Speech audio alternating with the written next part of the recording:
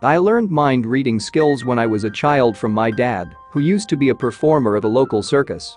He taught me how to know what's going on inside people's heads just by paying attention to their body language.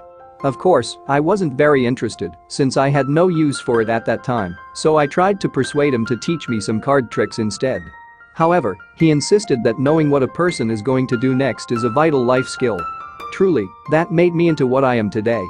His lesson begins with observation. My dad and I would sit at a restaurant, park or anywhere crowded. He'd point at a random passerby and ask me what that person is thinking. Of course, I was wrong all the time, but I had fun with it because he was very humorous. There was once when he told me that a group of men were seconds away from terrorizing the entire theme park and creating a lifetime of embarrassment. Of course, it was very obvious just by looking at their uneasy gaits and grimacing faces while lining up at a jam-packed restroom. After dishing out his classic jokes, he'd teach me the telltale signs that a person is lying and what to say to make someone agree to my requests and demands. He also taught me how to know who to trust with something extremely important.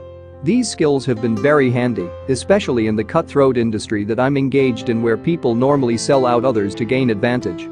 Without these skills, I would have stayed at the bottom of the competition. There was a time when I instinctively discovered that a good friend of mine was about to kick me out of a major deal, so I was able to take preemptive measures to make sure it didn't happen.